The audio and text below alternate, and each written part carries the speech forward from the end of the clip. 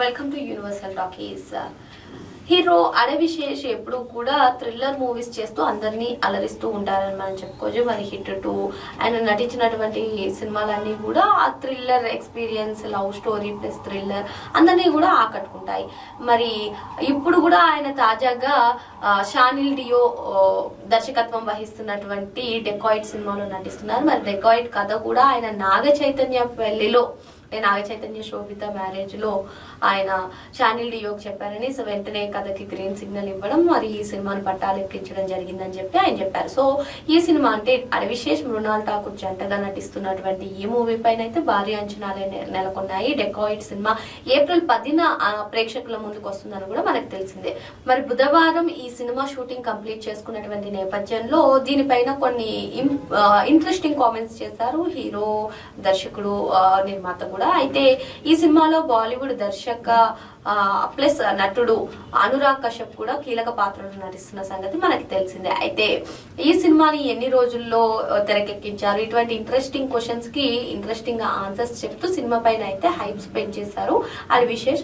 అదే విధంగా షాని గారు మరి ఈ సినిమాని ఎన్ని రోజుల్లో కంప్లీట్ చేశారు అని చెప్పి ఒక రిపోర్టర్ అడిగిన క్వశ్చన్ కి అది విశేష స్పందిస్తూ, మేము ఈ సినిమాని అంటే మార్చి 11తో కలిపి 149 రోజుల్లో పూర్తి చేసుకున్నాం. అదే విధంగా కథ విషయానికి వస్తే ఒక ఏడాది సమయం పట్టిందని చెప్పి అది విశేష్ గారు చెప్పడం జరిగింది. ఇకపోతే అసలు ఈ సినిమాకి అంటే ఎప్పుడు థ్రిల్లర్ మూవీస్ చేస్తూ ఉంటారు కదా, మరి ఈ నేపథ్యంలో ఈ రోజుల్లో లవ్ స్టోరీ చేస్తున్నారు, ఇది ఎలా అని చెప్పి అడగగానే ప్రస్తుతం లవ్ స్టోరీసే అన్ని కూడా స్పెషల్ గా ఉంటున్నాయి.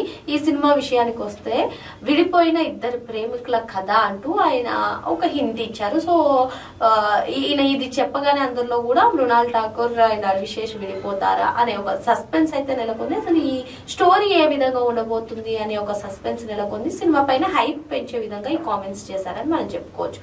మరి ఇకపోతే అసలు ఈ సినిమాకి డెకాయిట్ అనే పేరు ఎందుకు పెట్టారు అని చెప్పాడు కానీ అడివిశేష్ అదేవిధంగా షాని ఇద్దరు స్పందించారు. అడివిశేష్ మాట్లాడుతూ అసలు ఈ సినిమా ఒక రాబరీకి సంబంధించినటువంటి కూడా ఉంటుంది, రాబరీ కూడా ఉంటుంది ఈ సినిమాలో, సో అందుకే దీనికి డెకాయిట్ అని పేరు పెట్టాము. ఈ నిర్ణయం మా ఇద్దరిది, నాది అదేవిధంగా షానిది కూడా అని చెప్పి ఆయన చెప్పారు. మొత్తానికి సినిమా పైన హైప్ చేస్తూ ఇంకో ఇంట్రెస్టింగ్ కామెంట్ ఏంటంటే, ఈ సినిమాలో కన్నపెట్టరో అనే సాంగ్ పైన కూడా కోటి గారు ఇటీవల ఫైర్ అయిన సంగతి తెలిసిందే. ఆ రైట్స్ మా దగ్గర నుంచి తీసుకోకుండా ఎలా యూజ్ చేసుకుంటారు అని చెప్పి ఆ వివాదాస్పదమైనటువంటి అంశం గురించి ఒక రిపోర్టర్ గా దీనికి నిర్మాతగా వ్యవహరిస్తున్నటువంటి సుప్రియ గారు స్పందించడం జరిగింది. ఆమె మాట్లాడుతూ, నేను ఇటీవల కోటి గారిని కలిసాము, ఈ అంశం పైన మేము మాట్లాడుకున్నాం, నమ్ముకున్నాం కూడా.